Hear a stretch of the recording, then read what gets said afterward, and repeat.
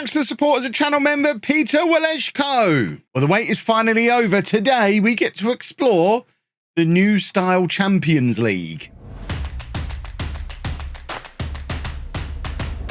Hello and welcome to part 16 of my FM23 beta save with Chelsea. I'm Kevin. Coming up on today's episode, we're going to play a couple of Champions League games. Since you were last with me, we have finally won a football match. We beat Norwich. We're still struggling a little bit in the league. We're not going to worry about that because today is all about the Champions League. It's what we've all been waiting for. You might have seen at the end of yesterday's video, the draw kind of just happened. And there was no fanfare. There was no new style UEFA branded fancy draw. It just kind of happened. I think at the moment the table is in seeding order because it's not in any kind of alphabetical order. Everton are in the Champions League, and I don't really know how. Did they finished sixth the last 2 years? Did they win the Europa League? Yes, that's how Everton are in. Because there are actually 6 English teams in, which I guess is one of the new things that is now allowed to happen under the new system. I don't know how this 6 in, because obviously we didn't win the Champions League. Let's try and work it. So is it 6? It is 6. So Arsenal, how are they in? Arsenal finished 3rd last year, so they're in through the league. That makes sense. Everton, we know how they're in. Liverpool finished 2nd last year, so we know how they're in. Manchester City finished 4th last year, so we know how they're in. So Tottenham, how are you here? They finished 5th in the Premier League last year. They didn't win the Europa League because Everton did. And they lost in this. How are Spurs here? Nobody knows. Spurs are in the Champions League, everybody. And I don't know how. But the league phase, it's already done all 8 matches. It's randomly drawn. I don't think this is how it's going to be working in real life when this happens. It's going to be the Swiss system in real life, where basically they do the first round of matches randomly. And then from the second round of matches onwards, the idea is you're put up against teams with a similar record to you. So the better teams play against the better teams. The worst teams play against the worst teams. It's not just going to be a random draw of 8. And from what I can tell, it is a random draw of 8. I don't think there's been any kind of seeding applied to our Champions League fixtures. We play Real Madrid, then we play Dortmund, Bilbao, Roma, Barcelona, Porto. And then after Christmas, because it does continue after Christmas, we get Slovan Bratislava and Antwerp. This situation for sure, I don't think will happen where we play the weaker teams right at the end. But we don't seem to have anyone in the middle. We're playing a few teams at the top, a few teams at the bottom, and no one in the middle on ranking. So I don't think there's any kind of ranking to it. The only rule is you play 4 games at home, 4 away from home.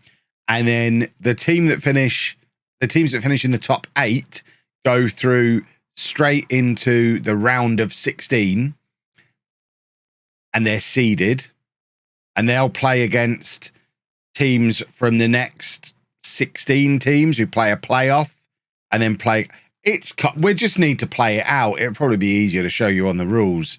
What a complicated mess it is. That's all the qualifying. Then you've got the league phase. The knockouts are a little bit more straightforward, I think. And then it just plays on like it normally does. Theoretically, I think if you're a team that finishes in the top 8, at least, I think you play the same amount of matches as you would have done previously because you miss out on that first knockout round. If you have to go through the first knockout round, I guess the idea is you're less likely to go on and win the thing. So again, you don't play any more matches. We'll see. We play Real Madrid up first, which is bonkers because that's a repeat of last year's final. Which, I mean, the last 2 years' finals, it's rank 1 and rank 3 in the entire tournament. We could be set up to a difficult start to the competition here because we play them away from home. We don't get the opportunity to play Real Madrid at home during these group stages. We just play them away. And that's that. It's a great new system. This is the team that we're going to be sending there. We're going with our 4-3-3, as we always do, and we're in big, difficult away games. And we're going with Mendy in goal, a back four of Dest, Gvardiol, Okoli, and James. Bellingham at the base of the midfield with Mount and Camavinga ahead of him.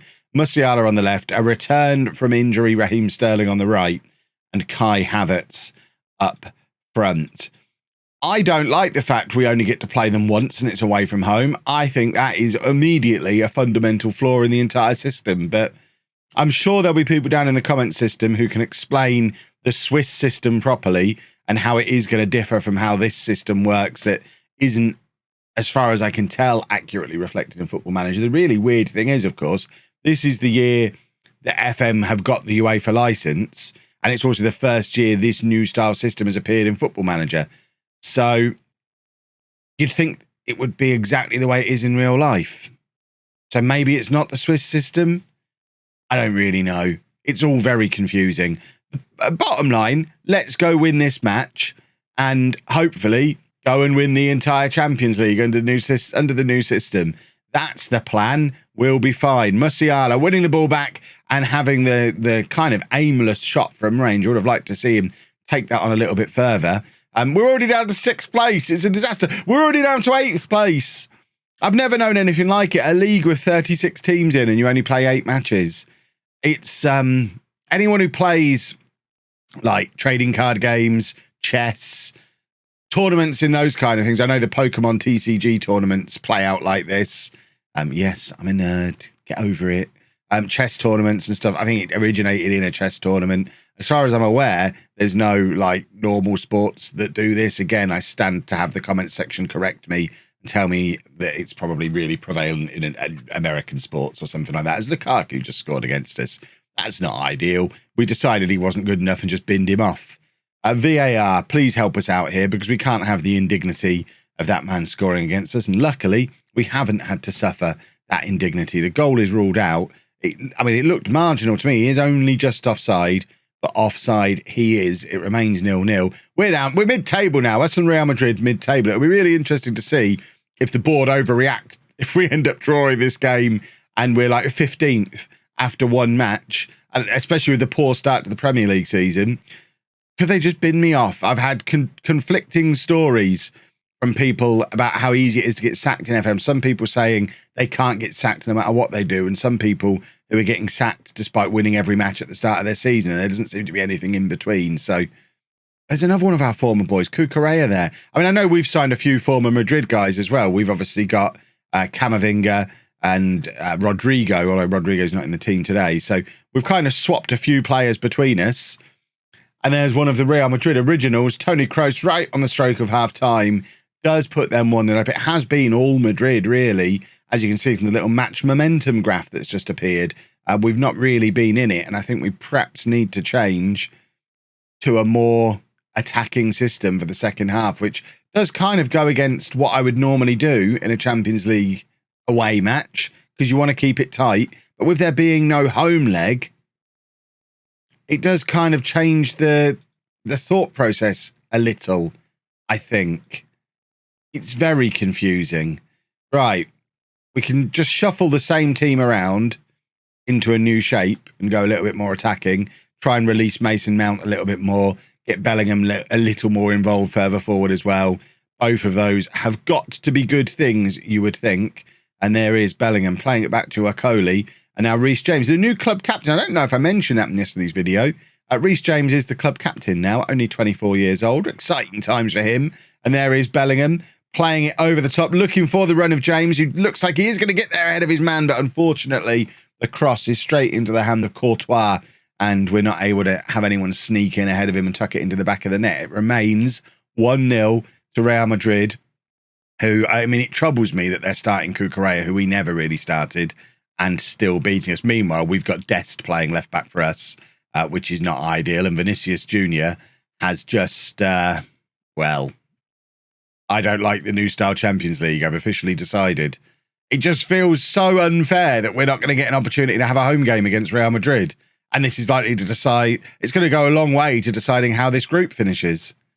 Because we're playing against the best team in it. They're the holders, and we only get to play them away from home. As the team that got to the final last year, that feels a little bit harsh. If anyone should not have to play Real Madrid at all, it should be us. You would think we've earned the right over the last 2 years, winning it and then getting to the final, to not have to have an away game only against the best team in it. I'm cross. I am very cross.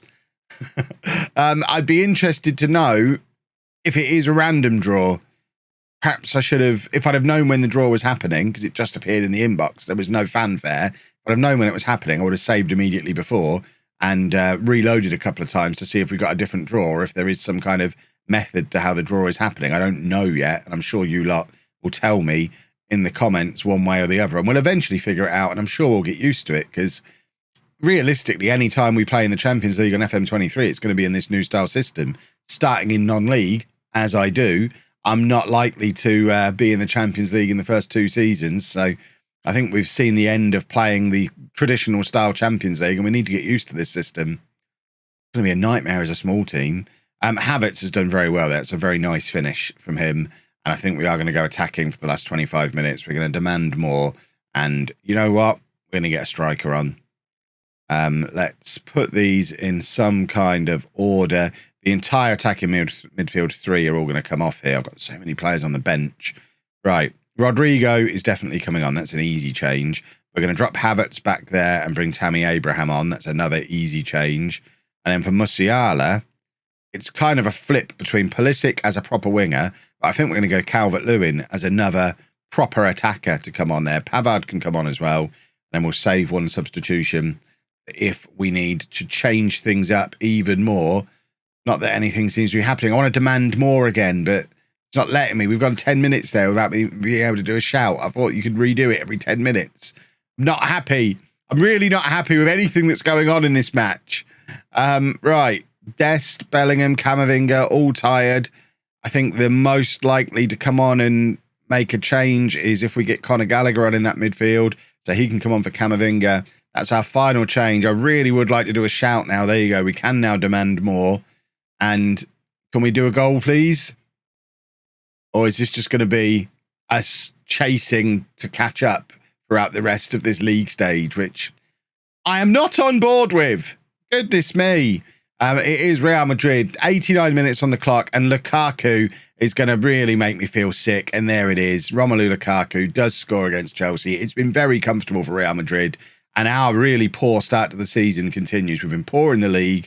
We've now had a poor start to the Champions League, although I will keep emphasising we're away from home against Real Madrid. What did anybody expect? But this does make things look tough for us. We're down in 29th place. We've never been 29th in a league before in 25 plus years of playing Football Manager. This is an entirely new experience. Well, let's see what the reaction to that is. There isn't one. Fair enough. Right, we are going to, I think I'll play the Dortmund game off camera. And for the second part of the episode, we'll come back for Bilbao. And then we're going to spend the next couple of days, next couple of episodes navigating this league stage. I think we'll come back for Bilbao. And then probably tomorrow do Barcelona and Porto maybe, or Barcelona and Slovan Bratislava. We'll figure out a plan. It depends how desperate the situation starts to get. But that does not make for pretty reading. We're down in 30th place in the league. I already really don't like this. Well, thankfully, straight after the Real Madrid game, we had a game against Middlesbrough, who I still can't believe are in the Premier League, beat them 7-0, and it seems to have sorted us right out. We said in yesterday's video, September was going to be nice in the league with Norwich, Middlesbrough, and Fulham, and nice it was, and it sorted our form out beautifully. We also beat Borussia Dortmund 5-1 in the Champions League, and we just keep on winning. So we find ourselves back on the top of the Premier League after 8 games.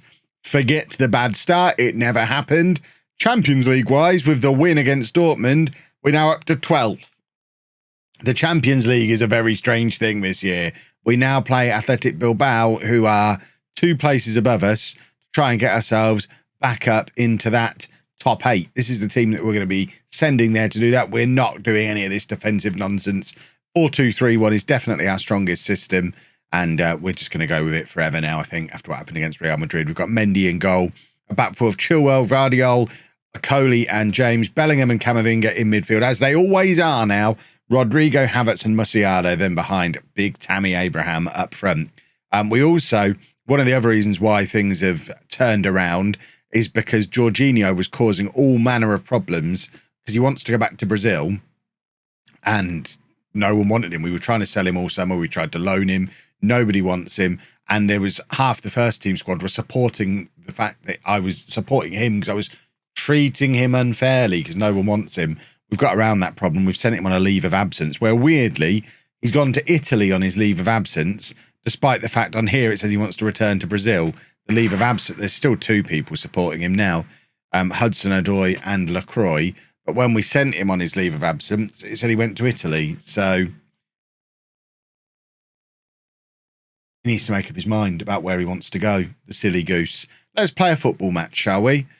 We need to win this, because if we pick up another defeat, this Champions League is starting to look quite complicated. Although I suppose, did I say Jose Mourinho was managing Bilbao? I think it did.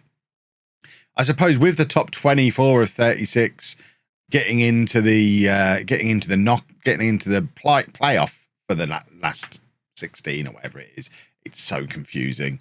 It's pretty hard to get knocked out completely, but obviously we want to get into that top 8 and go straight through and not have to worry about playing in any playoffs and then getting a harder draw. So for a club of our size, getting into the top 8 is essential. You'd have to be pretty rubbish, I think, to get completely knocked out of the Champions League in this league stage. Certainly when you've got 6 Premier League clubs in here, I wouldn't anticipate any of the 6 getting knocked out before that stage. Right, we've got a corner here. Reece James looking for the in-swinger, and Guardiola is there, and it's 1-0, and normal business has been resumed, boys and girls. Maccabi Tel Aviv versus Everton in the Champions League. Is this what the new style Champions League has got for us? Dwight McNeil scoring for Everton in the Champions League. It doesn't feel completely right. Everton are right up there in 3rd place at the moment, though. Kai Havertz, what a goal from Havertz, my word. Free kick from absolutely miles out. He has walloped it. The curve on that was fantastic. That is a goal right there. Goodness me. 2-0 inside 18 minutes. Does this put us back up into the promised land of the top 8? I need to see a league table, but in the meantime, we're just going to go and score more goals. Apparently, Rodrigo intercepts and now charges towards goal. Weirdly, rather than playing it across, plays it all the way back to Chilwell, who's looping it up to the far post when Musiala is there.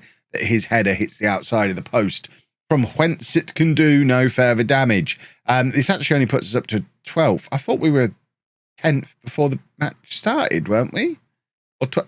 We're going to win and not move up the table. I hate this. Just let us into the top 8. We're good. We've been to the last 2 finals. Camavinga now in midfield, playing it forward to Musiala. And now Tammy Abraham back to Camavinga again. Musiala is there, and Musiala scores a 3rd goal for us. As I'm saying all of these names, I'm looking through this team. We really have done a rebuild on this Chelsea team, haven't we? We've only been here just over 2 years. There's Mendy, James, Chilwell, and Havertz are the only survivors from the current Chelsea team. Realistically, this is our first choice starting 11.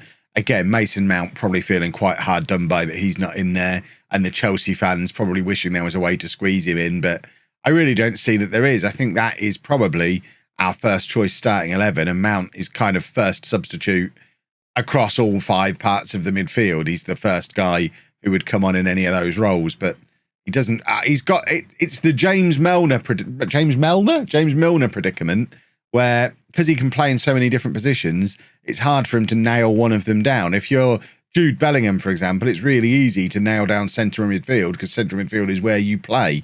Mount's always moving around throughout the team. He needs to get a position that he's outstanding at and just keep it and not let anyone else have a go. Rodrigo's going to come off. Here comes Mason Mount. Tammy Abraham for Calvert-Lewin, and Bellingham can come off for Gallagher. And we're going to make him a playmaker. He doesn't do so well as the ball-winning midfielder in there. And that will do for now. We've got one more substitution saved. We still haven't moved up the league table at all, despite the win. This is going to be, it's going to go right down to the wire. Luckily, we've got a very easy final 2 games. So you would think we should be absolutely fine. I think we've got Barcelona coming up in our next match, though. Barcelona at home, which is going to be another big, important game that it becomes must win, because if we don't beat Barcelona, we really are starting to make things difficult for ourselves. We're going to bring on Chukwuemeka for the final 10 minutes or so, give him his first appearance in this season's Champions League as we try and bring through another one of our up-and-coming young players. Manchester City is 6-0 up in their game. Well, puts it into context that we're only 3-0 up, I guess. Akoli playing it all the way back to Mendy. We are in the 90th minute now, so I think we're just knocking the ball around, waiting for the final whistle to happen. I don't anticipate any more goals, but you never know. It wouldn't be given as a highlight if nothing was going to happen, you would think. Chukwuemeka then. And, yep, we are just keeping hold of the ball. Can we do anything in this highlight? Anybody? Gallagher, ball over the top, looking towards Calvert-Lewin, gets nowhere near him. It's cleared. This is such a strange highlight. Chilwell now is going to play across. In fact, he doesn't. He tucks it into Mount, who plays it back to Havertz. Calvert-Lewin on the follow-up. Can't get a shot away. Takes it too wide. And it still is just a weird... What a weird highlight that was, Football Manager. Why do you do that to me sometimes? I'm trying to commentate on this. Goodness me. Right, let's have a look at this league table. 3 games in. We've won 3-0 and dropped down the league.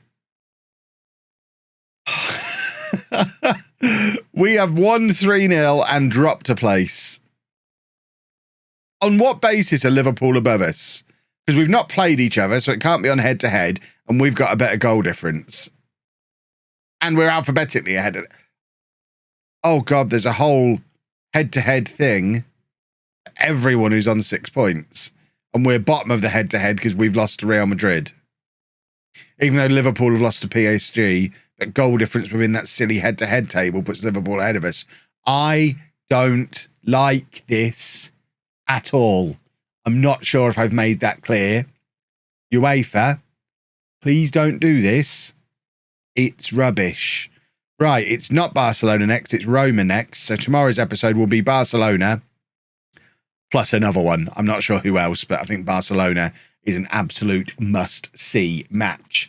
If you've enjoyed that, please make sure you leave a nice big thumbs up on there for me. Subscribe to the channel for daily Football Manager videos. And thank you very much for watching.